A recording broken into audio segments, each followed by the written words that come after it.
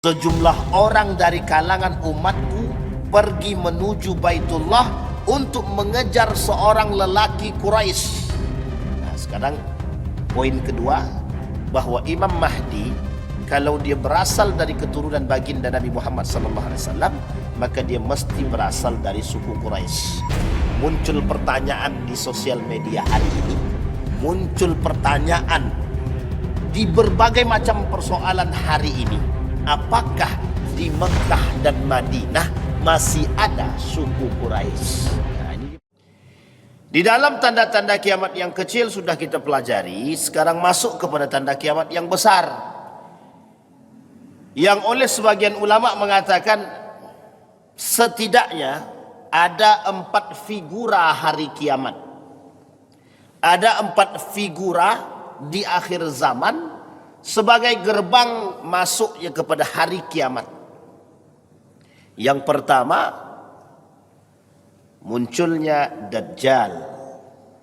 Yang kedua, Ya'jud wa Ma'jud, figura.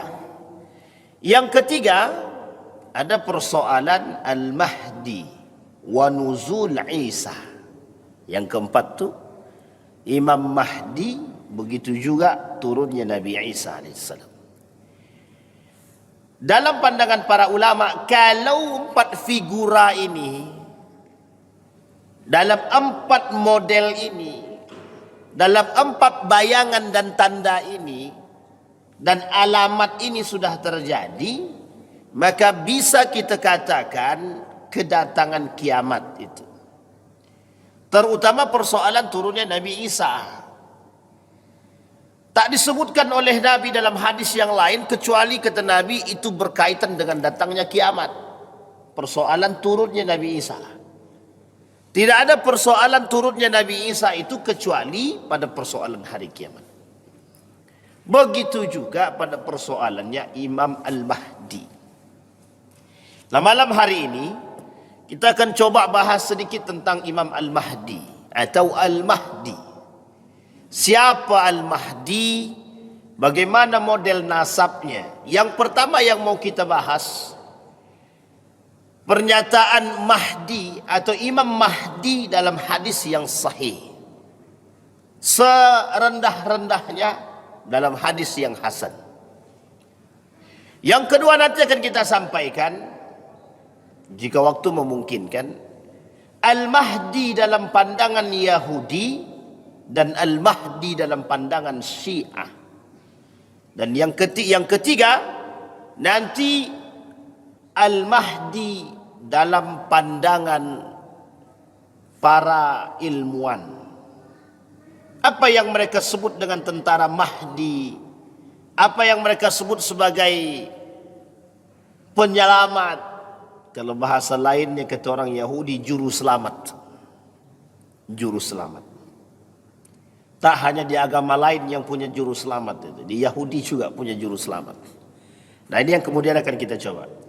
Maka kata baginda Nabi Muhammad SAW, Al-Mahdiyu minna ahlal baiti yuslihullahu fi laylatin.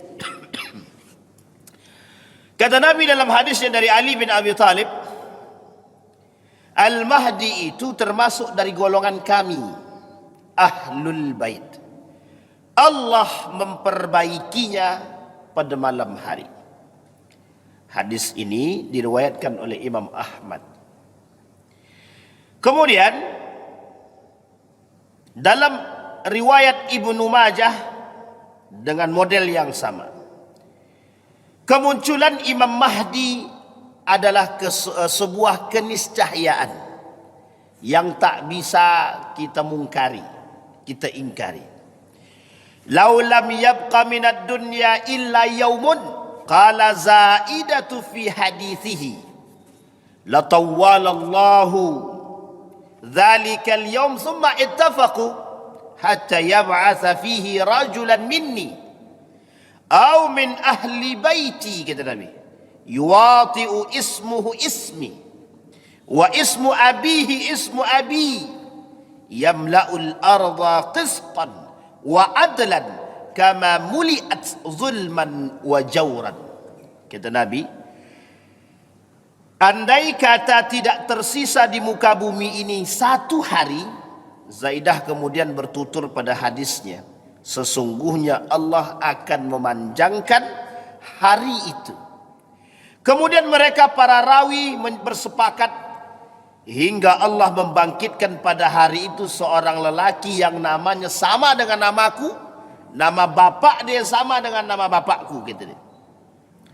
Dia memenuhi bumi ini dengan keadilan. Kemudian sebagaimana sebelumnya bumi telah dipenuhi dengan kezaliman dan kezaliman. Ini poin penting untuk kita pahami dari hadis dulu.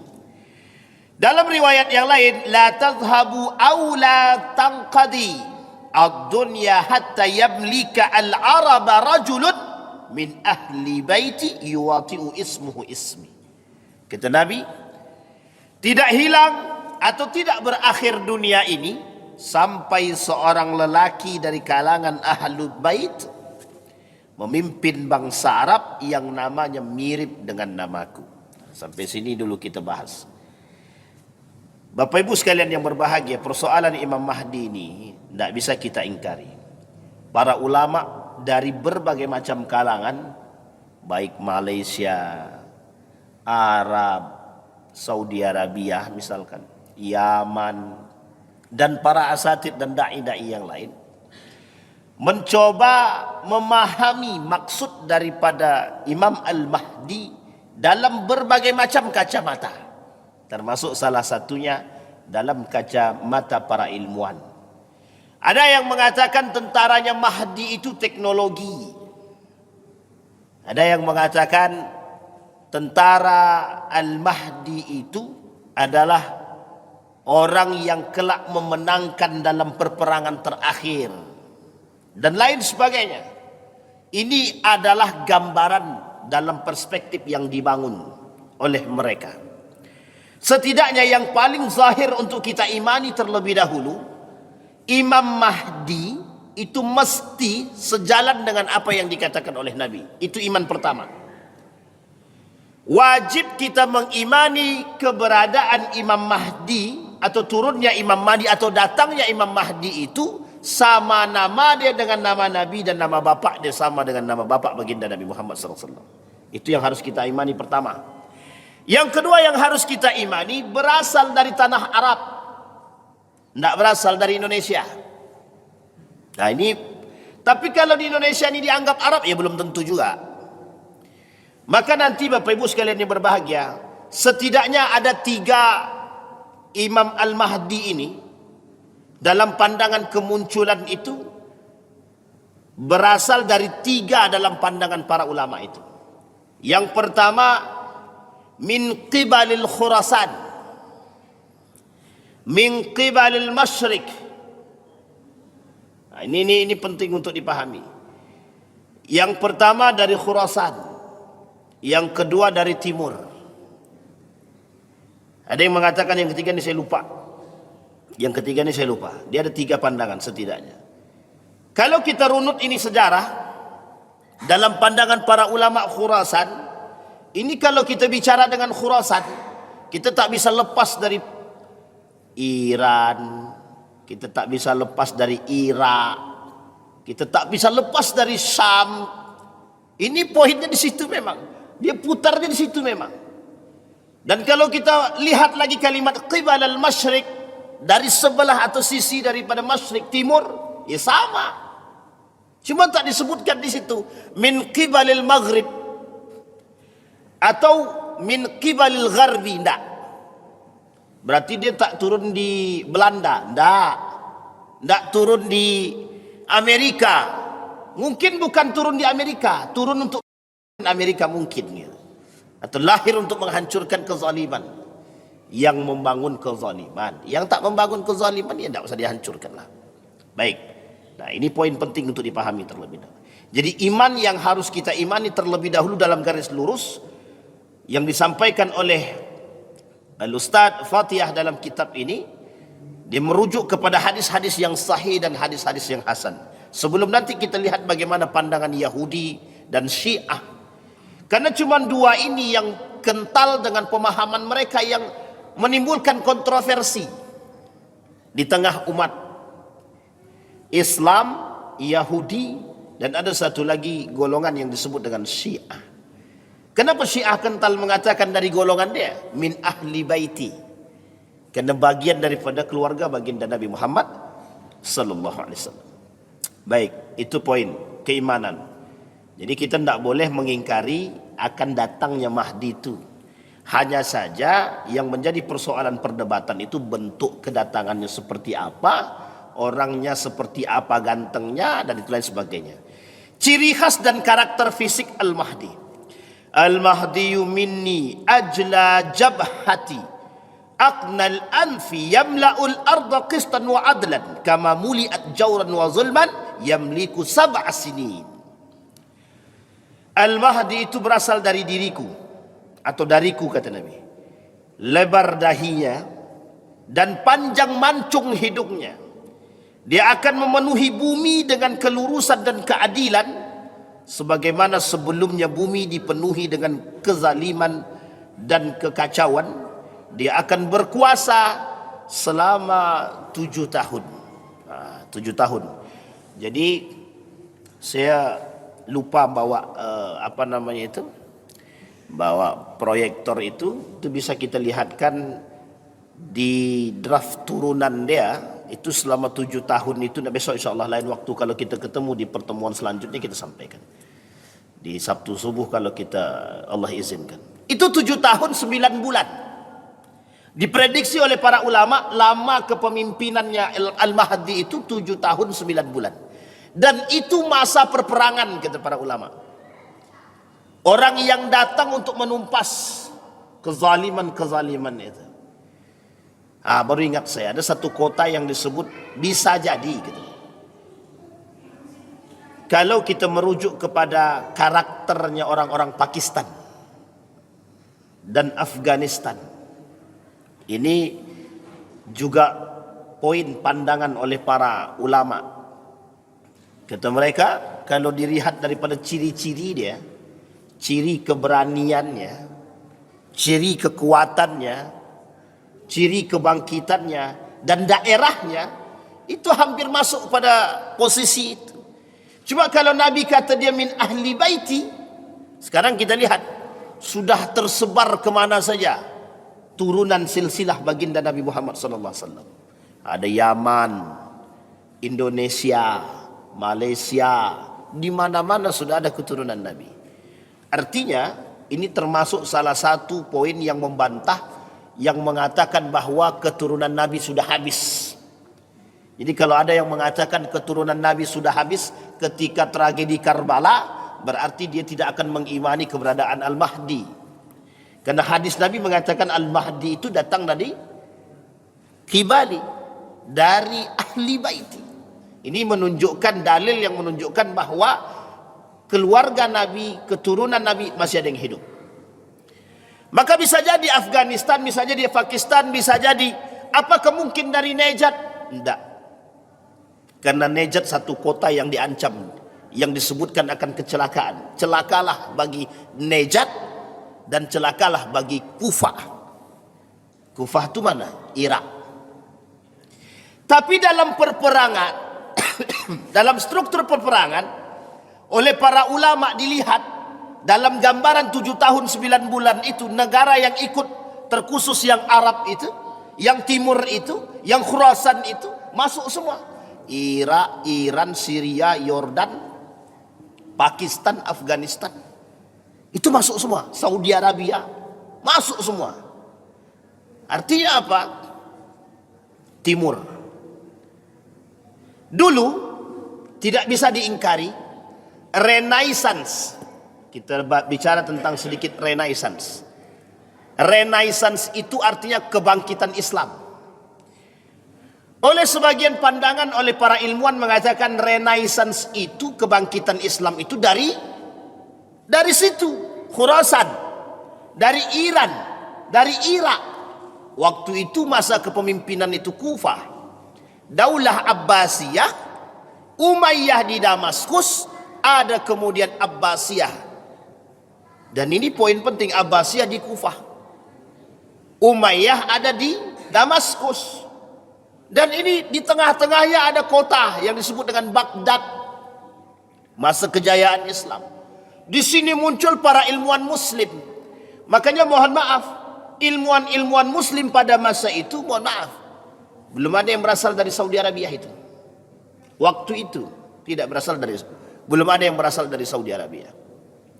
Termasuk pakar-pakar hadis hari ini yang kita kenal, bukan hari ini ya, pakar-pakar hadis terdahulu yang kita kenal,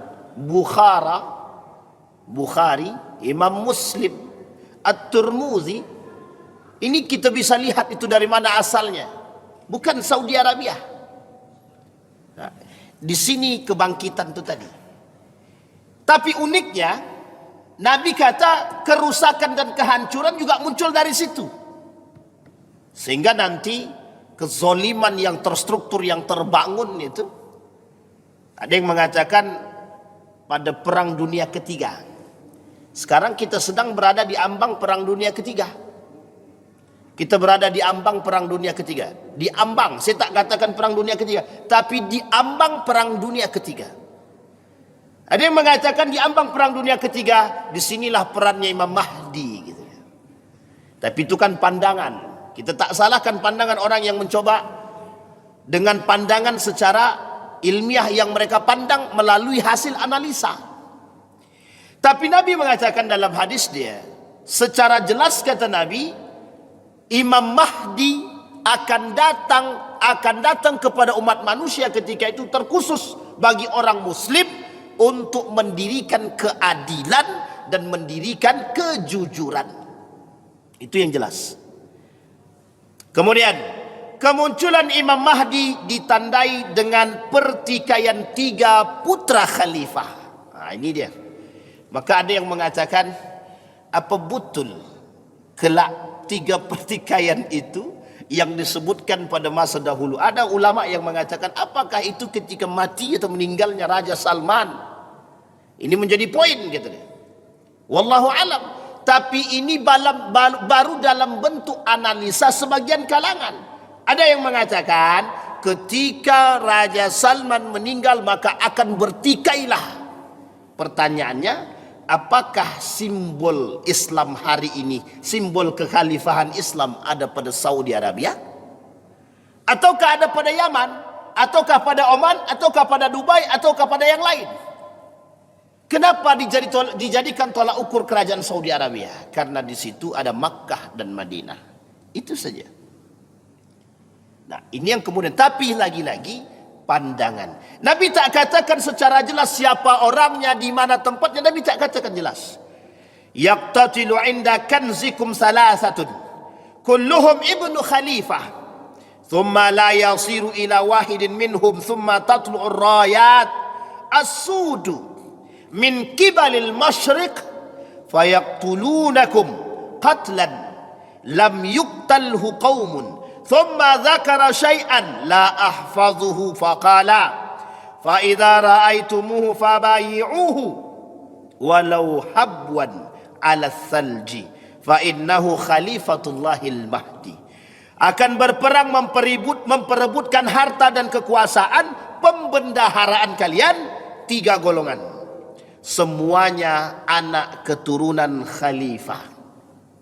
Kemudian harta itu tidak akan pernah menjadi milik satu golongan pun di antara mereka. Kemudian muncullah panji-panji hitam dari arah timur.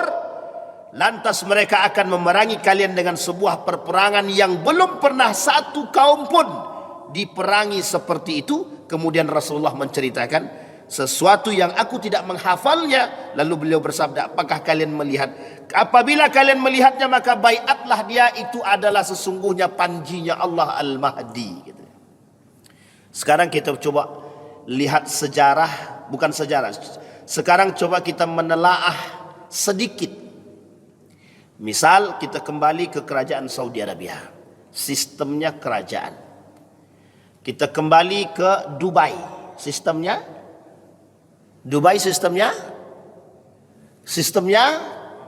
kerajaan. Kita kembali ke negara Arab yang lain, Oman. Qatar, semua memiliki model-model kekerajaan. Dan ini kerajaan Islam dan negara Islam. Kalau berbicara persoalan khalifah, satu, dia mesti Islam.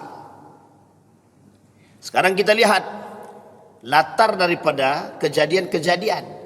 Apakah Qatar terjadi pertikaian? Tidak. Apakah Oman terjadi pertikaian? Belum. Apakah Dubai terjadi pertikaian? Belum. Tapi perebutan kekuasaan pada masa Dubai belum nampak, belum heboh, tak seheboh yang kita lihat sekarang pada masa kerajaan itu. Maka oleh para ulama menjadi tolak ukur. Apakah Yaman? Yaman tidak. Apakah Syria? Tak nampak. Apakah Pakistan? Belum jelas. Apakah Afghanistan? Kita lihat modelnya. Apakah Turki? Semua belum nampak secara jelas. Disinilah butuh yang disebut dengan analisa. Disinilah para ilmuwan mencoba menganalisa secara ilmiah mana yang disebut dengan khalifah, mana yang disebut dengan pertaruhan, mana yang disebut dengan pertarungan. Kita lihat kilas balik sejarah. Ada pada masa kerajaan Saudi juga terjadi pertikaian antar keluarga yang kita tidak tahu latar belakangnya apa. Oman kita tak dengar, Qatar kita tak dengar, tapi negara-negara ini itu memiliki kekayaan yang melimpah. Oman punya kekayaan, Qatar punya kekayaan, Dubai punya kekayaan. Saking kayanya Dubai, dia punya masa depan yang dia kata, kelak kami akan membangun gedung yang tinggi melayang. Jadi besok Dubai mau buat gedung melayang. Tahu Bapak Ibu gedung melayang? Jadi gedung tanpa tiang. Nah, itu kalau sempat terjadi di Dubai gedung tanpa tiang, itu mungkin wisata terindah sepanjang masa. Habis itu kiamat lah gitu. Baru terbangun langsung kiamat, akan nyesel juga. Na'udzubillahi tsumma na'udzubillah. Baik. Yakunu ikhtilafun inda mauti khalifah fayakhruju rajulun min ahli al-Madinah. Kita lihat hariban ila Makkah fayatihi nasun min ahli Makkah fayukhrijunahu wa huwa karihun fayubayi'unahu. Kita terjemahkan langsung. Akan terjadi persengketaan saat kematian seorang khalifah, lantas keluarlah seorang dari penduduk Madinah, dalam hadis yang lain, berlari menuju Mekah. Maka beberapa orang penduduk Mekah mendatanginya dan mengeluarkannya, namun ia tak suka. Mereka membaiatnya di antara rukun Ka'bah dan makam Ibrahim. Kemudian lalu diberangkatkanlah sekelompok tentara dari Syam, berarti Syam, Yordania, Syria, Palestina. Ini masuk nih Pak di sini. Libanon masuk dalam kategori Syam, Damaskus. Kita lihat untuk mengejarnya, maka mereka ditelan bumi di daerah Baida antara Mekah dan Madinah.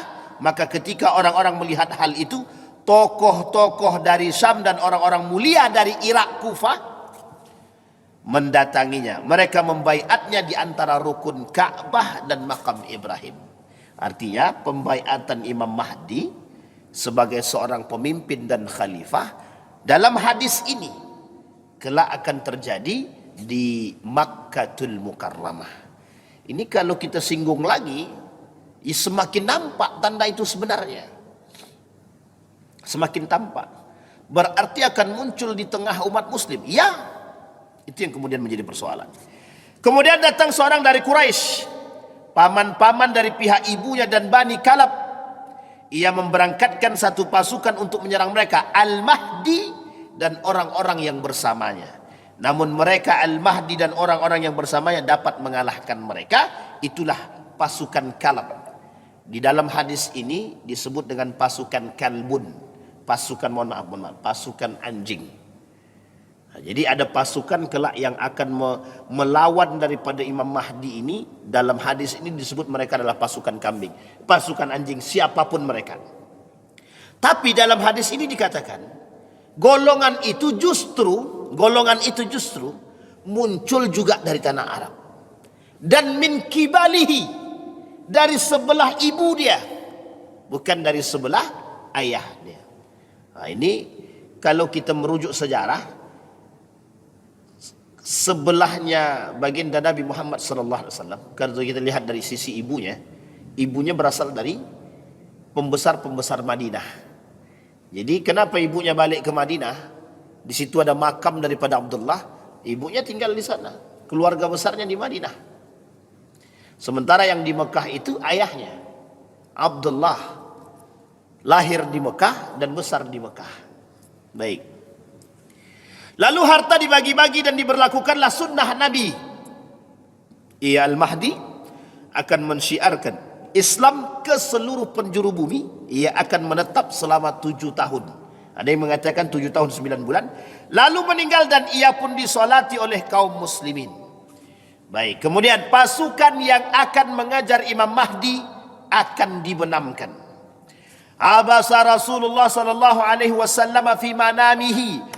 Rasulullah sallallahu alaihi wasallam melihat dalam mimpi dia, faqulna ya Rasulullah, sana'ta syai'an fi manamika lam takun taf'aluh.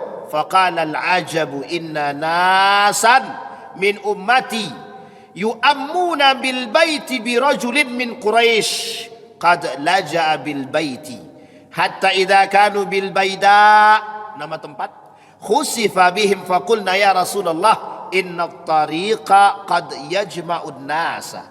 Qala na'am fihim al-mustabsir wal majbur wa ibnu sabil yuhlikuna mahlakan wahidan wa yasduruna masadira syai' yab'asuhumullahu ala niyatihim. Kata Rasulullah, ketika Rasulullah berguncang dalam hati dalam tidurnya, kemudian kami bertanya, wahai Rasulullah, Anda melakukan sesuatu dalam tidur Anda yang belum pernah Anda lakukan. Beliau menjawab, sesungguhnya mengherankan, sejumlah orang dari kalangan umatku pergi menuju Baitullah untuk mengejar seorang lelaki Quraisy. Nah, sekarang poin kedua, bahwa Imam Mahdi kalau dia berasal dari keturunan baginda Nabi Muhammad sallallahu alaihi wasallam, maka dia mesti berasal dari suku Quraisy. Muncul pertanyaan di sosial media hari ini, muncul pertanyaan di berbagai macam persoalan hari ini, apakah di Mekah dan Madinah masih ada suku Quraisy? Nah, ini dia pertanyaannya, Pak. Jadi Bapak Ibu, kapan waktu kita coba bahas itu silsilah keberadaan. Karena begini, ini sedikit kita singgung. Kerajaan Saudi Arabia ini itu berasal dari nama pemimpin dia. Nama pemimpinnya Ibnu Saud. Ibnu Saud ini mengambil alih tanah Hijaz dari seorang khalifah yang juga merebut kekuasaan ini dari tangan Turki Utsmani yang bernama Syarif Hussein. Syarif Hussein ini menurut riwayat sejarah berasal dari keluarga atau keturunan baginda Nabi Muhammad SAW. Ketika itu direbutlah kekuasaan Hijaz ini oleh Ibnu Saud yang ketika itu dalam riwayat berasal dari, mohon maaf, yang disebut dengan Nejat. Ada yang mengatakan Nejat itu adalah Riyadh. Nejat itu adalah Riyadh sekarang. Sebagian orang mengatakan, sebagian ulama mengatakan Nejat itu adalah Riyadh. Sebagian lagi mengatakan Nejat itu di perbatasan. Perbatasan tidak masuk Saudi tapi hampir mendekat kepada Saudi. Bisa jadi ada yang mengatakan Nejat tersebut ya dari arahnya Irak, Iran. Karena dari situ muncul pemberontak-pemberontak yang jahat gitu. Kok disandingkan begitu? Karena memang begitu doanya Nabi. Ketika Nabi berdoa, ya Allah berkahilah untuk Yaman dan Syam. Datang pemuda, bagaimana dengan Nejat? Satu kali tak dihiraukan Nabi, dua kali tak dihiraukan, pas tiga kali langsung disampaikan Nabi. Celakalah bagi mereka, kata dia. Nah, ini yang kemudian oleh para ulama melihat mana yang disebut dengan Najd itu. Sehingga dia mengatakan Riyadh sekarang. Kalau kita lihat kasus-kasus di Riyadh ini, Masya Allah, parah sangat. Di Riyadh itu parah. Orang-orang bebas melakukan kemaksiatan. Ya sebenarnya bukan bebas, tapi memang dibebaskan. Kita nggak tahu apakah dibebaskan atau bagaimana, kita nggak tahu itu. Ada namanya Syiah Safawiyah, Safawiyah juga pernah memberontak kepada Turki Utsmani. Itu jalur munculnya dari mana? Irak, Iran. Pertanyaannya berarti dari situ muncul kerusakan, ya. Khawarij muncul dari mana? Irak, perbatasan Harura, perbatasan Irak, Harura. Di mana muncul Mu'tazilah? Juga dari situ. Di mana munculnya kaum Syiah itu juga, Murji'ah dari situ juga. Kelompok-kelompok yang ingin melepaskan diri. Artinya banyak juga aliran-aliran yang muncul dari situ. Nah, ini tolak ukur yang kita lihat. Kembali kepada poin tadi, maka ketika Ibnu Saud ini bekerja sama dengan Inggris ketika itu dalam sejarah, maka dia merebut itu yang disebut dengan Hijaz dari tangan Syarif. Maka ketika muncul pertanyaan, mengapa kerajaan Saudi Arabia ini tidak dari keturunan baginda Nabi? Khalifah atau pemimpinnya, rajanya kok tidak dari keturunan Nabi? Karena ketika itu Ibnu Saud bukanlah seorang keturunan Nabi, tapi lebih tepatnya Ibnu Saud itu adalah seorang saudagar, pedagang. Memang dari kabilah yang cukup dikenal ketika itu pada masa itu di Riyadh itu, di Najd itu. Sampai di sini bisa dipahami. Satu-satunya negara di muka bumi ini yang diambil dari nama pemimpinnya, yang disebut sebagai Al-Mamlaka Al-Arabiyah As-Saudiyah, kerajaan Saudi Arabia. Diambil dari nama Ibnu Saud yang sampai hari ini turun-temurun kepemimpinannya. Nah, yang kita tidak tahu nih apakah yang terakhir ini setelah Salman ini siapa yang akan naik. Ada yang mengatakan Muhammad bin Salman, ada yang mengatakan ya nggak tahu. Makanya ada yang mengatakan kalau ini selesai, sementara Muhammad bin Salman ini punya beberapa saudara yang dalam pandangan beberapa para pengamat itu mengatakan bahwa ya kerajaan Saudi ini penuh dengan kekayaan yang melimpah. Apakah mungkin tidak ada yang tertarik dengan kekuasaan dan tidak tertarik dengan kekayaan? Nah, di sini poin pentingnya Bapak Ibu. Karena dalam hadis baginda Nabi Muhammad SAW, penyebab pertikaian khalifah itu, satu adalah kekayaan, yang kedua kekuasaan. Kita rujuk kepada sejarah. Runtuh Turki Utsmani itu perebutan kekuasaan dan kekayaan. Daulah Abbasiyah itu disebabkan kekayaan dan kekuasaan. Sama dinasti Umayyah, sama kekuasaan dan kekayaan. Artinya banyak orang yang memperkaya diri di akhir masa dinasti kerajaan Umayyah, kerajaan Abbasiyah, kerajaan Spanyol dan lain sebagainya. Singkat cerita, Islam tergulingkan hanya persoalan itu. Begitu juga di akhir. Karena di akhir ini setelah dimulai dengan sistem nepotisme, maka akan diakhiri dengan sistem kehancuran. Maka pengamat politik mengatakan begini, hancurnya sistem dinasti itu disebabkan karena sistem perebutan kekuasaan. Jadi rata-rata sistem kerajaan itu hancur disebabkan karena perebutan kekuasaan. Sedangkan tak sistem kerajaannya ada sistem kudeta, apalagi sistem kerajaan. Pokoknya aku ini anak tertua yang lebih berhak memimpin, kan begitu. Sehingga kalau adik-adiknya tidak punya iman yang kuat, ya bertikailah. Tapi dalam sejarah mana yang tidak terjadi perebutan kekuasaan? Hampir di setiap kerajaan terjadi perebutan kekuasaan.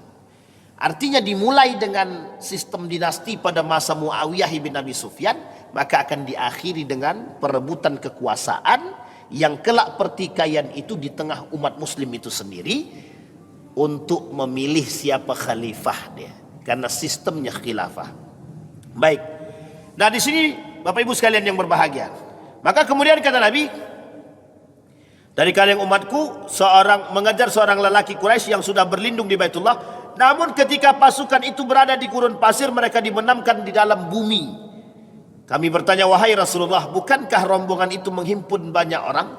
Beliau menjawab, ya, di antara mereka ada yang memang berniat ke Baitullah, ada pula yang dipaksakan ikut, ada juga orang-orang yang kehabisan bekal di perjalanan. Mereka semua dibinasakan oleh Allah tetapi mereka akan muncul di tempat yang berbeda-beda. Allah membangkitkan mereka berdasarkan niat mereka. Jadi nanti kalau kita bahasakan ilustrasinya begini. Di Mekah Imam Mahdi. Nanti orang yang ingin membunuh Imam Mahdi ini datang dari arah timur juga. Makanya saya sebut salah satu tempatnya itu nanti akan muncul dari Irak. Maka di situ jalur pertempurannya nanti ada namanya tempur antara Imam Mahdi dengan Irak. Nanti Irak dengan mana? Nanti ada Turki dengan Iran, ada Turki dengan Irak. Kemudian ada Saudi Arabia dengan apa, Yordania dengan apa, Palestina dengan apa. Ini saya tak hafal betul itu tentang perang-perangnya itu, tapi sudah disebutkan.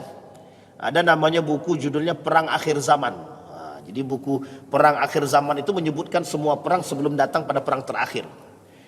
Jadi isinya memang perang aja, Pak. Iya, memang perang aja isinya terakhir. Dalam satu sisi perang itu, satu di antara sekian banyak negara Arab itu ada satu negara Arab yang ikut memiliki strategi perang yang bagus. Salah satunya dianggap adalah kerajaan Saudi Arabia. Nah, ini kita coba cek sedikit. Mengapa Saudi Arabia berpindah dari kilang minyak ke pariwisata? Kalau kilang minyak yang menekannya banyak, kalau pariwisata tidak ada yang menekan. Jadi ada juga yang berpandangan strategi yang dibangun oleh Muhammad bin Salman bagus. Apa bagusnya? Membangun wisata, pendapatan dari wisata. Coba bayangkan pendapatan dari wisata. Baitullah dijadikan wisata, wow, begitu banyak. Maka kata Nabi dalam hadis di sini, nanti akan datang orang pergi ke Baitullah itu bukan tujuannya untuk haji. Nabi bilang dalam riwayat yang lain, ada orang kelak di akhir zaman itu pergi ke Mekah bukan untuk haji, tapi untuk foya-foya, untuk melihat, untuk ini, untuk itu dan lain sebagainya. Termasuk salah satunya dalam hadis yang kita sebut tadi. Ada orang yang ingin niat ke Baitullah untuk mencari Imam Mahdi, ada yang ke Baitullah untuk berfoya-foya, bermegah-megahan, untuk berfoto dan lain sebagainya. Dan ini poin ini kelak 2035 kita bisa lihat bagaimana perkembangan Saudi Arabia. Termasuk salah satunya tujuannya kelak nanti dari Ka'bah menuju gerbang pintu Ka'bah itu, dari gerbang masjid itu 2 kilo. Itu jalan kaki aja Pak. Jalan kaki 2 kilo, berarti kita sholatnya di mana? Sholatnya di kilo terakhir lah. Itu nggak tahu hotelnya di mana, Ka'bahnya di mana. Jadi dari gerbang menuju Ka'bah itu jalan kakinya jauh banget itu kalau betul terjadi dalam gambaran misi daripada kerajaan Saudi Arabia terhadap perluasan Ka'bah atau Masjidil Haram itu. Artinya sudah dibuka oleh mereka jalan menuju pariwisata tersebut. Maka ada seorang ahli politik mengatakan salah satu strategi yang dilakukan oleh Muhammad bin Salman untuk bisa andil dalam perang dunia itu. Bisa jadi, ya wallahu a'lam bishawab. Baik. Dalam riwayat yang lain. Nah, kemudian usia Al-Mahdi ketika memegang kekuasaan. Ismuhu ismu Nabi. Wa huwa ibnu ihda aw ithnaini wa khamsina yaqumu 'ala an-nasi 7 sinin. Wa rubbama qala 8 sinin. Artinya, namanya adalah nama Nabi dan dia berusia 51 atau 52 tahun. Dan memimpin manusia selama 7 tahun. Tapi kadang-kadang rawi As-Subaid berkata sekitar 8 tahun. Maka disebut 7 tahun 9 bulan. Ada yang mengatakan 7 tahun 9 bulan, ada yang mengatakan 8. Umurnya 51. Berarti umur siapa sekarang? Umur Bang Didi lah, 51 tahun. 51, 52, kira-kira muda atau tua. Itu masa kepemimpinan. Nabi bilang dalam hadis itu, jadi masa-masa yang disebutkan oleh Nabi untuk muncul kedewasaan itu pada masa-masa yang di atas 40. Jadi 40 ke atas. Jadi kalau ada yang memimpin di bawah 40, nah itu agak susah sedikit. Memang itu hadis Nabi, bukan saya Pak, bukan saya nak ngomong, bukan saya ngomong, tapi itu hadis Nabi. Kata Nabi, kenapa Nabi kasih batas itu Pak? Usia matang Pak. Pak Prabowo sekarang umurnya 72, udah lewat tuh, banyak bonusnya tuh. 72 itu udah cukup tua. Tapi kita Nabi, kita ambil baginda Nabi Muhammad sallallahu alaihi wasallam, berapa umurnya? Dibaiat jadi Nabi umur 40 sampai akhir hayatnya 63 tahun. Abu Bakar sama. 2 tahun sebelum dia wafat berarti 61 tahun. Abu Bakar naik jadi khalifah umur 60 tahun, 61. Umar bin Al-Khattab di bawah Abu Bakar 58, 59. Artinya masih 50-an.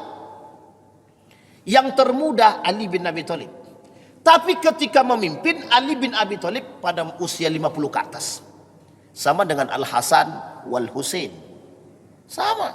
Al-Hasan ketika dia memimpin, umur dia itu berumur 52 tahun. Ketika Al-Husain terbunuh di Karbala, umur dia ketika itu juga 50 tahun. 50 ke atas. Artinya masa kedewasaan, kematangan dalam memimpin gitu. Jadi kalau di bawah 40-nya kita agak curiga sedikit. Ya kita menyampaikan itu dalam bentuk rentang waktu gitu. Baik. Di masa Imam Mahdi, langit dan bumi akan mendatangkan keberkahan. Ini disampaikan, yakunu min ummati al-mahdi fa in tala umruhu au qasura umruhu asa 7 sinin au 8 sinin au 9 sinin yamla'ul ardi qistan wa adlan wa takhrujul arda nabataha. Pada masa kepemimpinan Al-Mahdi itu di semua berjaya. Masih ingat kita sejarah Nabi Yusuf dalam mimpi dia 7 tahun paceklik, 7 tahun jaya. Pada masa 7 tahun paceklik, dalam mimpi dia disuruhnya Raja Fir'aun itu untuk sebelum datang 7 tahun paceklik tadi simpan semua. Kalimat ini hampir serupa sebenarnya. 7 tahun lamanya kepemimpinan Al-Mahdi, di 7 tahun itu masa kejayaan umat muslim. Sekarang kita runut sejarah. Daulah Abbasiyah, daulahnya Umayyah, masa kejayaan Islam dimulai dari baginda Nabi Muhammad sallallahu alaihi wasallam, Nabi khalifah, empat khalifah, Khulafaur Rasyidin, kemudian pada masa dinasti Umayyah, dinasti Abbasiyah, kemudian Turki Utsmani, diakhiri dengan Turki Utsmani. Nabi dibaiat menjadi nabi umur 40, berarti sekitar 630-an. 600-an atau 630-an. 630-an sampai runtuhnya Turki ini 1945. 1925. Berapa lama? Dari 600, kita ambillah 600 sampai 1925. Itu masa kejayaan Islam. Berapa lama? Lama lah pokoknya Pak. 6 berapa abad tuh? Hitung Bang Yan. Berapa? 12 lebih. 13 abad lamanya. Sekarang kita lihat 1500, berarti 1500 tahun yang lalu Nabi pernah berkata, kata Nabi, kelak di tahun-tahun akhir itu akan muncul seorang pemimpin dari kalanganku yang bernama Al-Mahdi. Namanya sama, Ahmad. Dalam pandangan lain Ahmad, dalam riwayat yang lain dikatakan Muhammad. Sekarang nama ayahnya sama Abdullah. Apa maksud isyarat daripada ini? Satu isyaratnya, umat muslim yang masih berpegang teguh dengan Nabi yang selamat dan bertemu. Umat muslim yang berpegang teguh dengan sunnah Nabi, kelak dia bertemu dengan Imam Mahdi, dia akan berbaiat kepada Imam Mahdi. Umat muslim yang munafik tidak akan berbaiat kepada Imam Mahdi. Itu poinnya, Pak. Karena kelak yang beriman kepada Imam Mahdi adalah umat mukmin yang berpegang teguh dengan sunnah Nabi.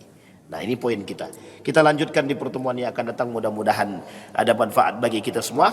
Mudah-mudahan bisa menambah keimanan kita. Setidaknya kita sebagai orang beriman mempersiapkan diri untuk menjadi manusia yang kokoh secara keimanan. Fa'tabiru ya ulil absar la'allakum tuflihun. Assalamualaikum warahmatullahi wabarakatuh.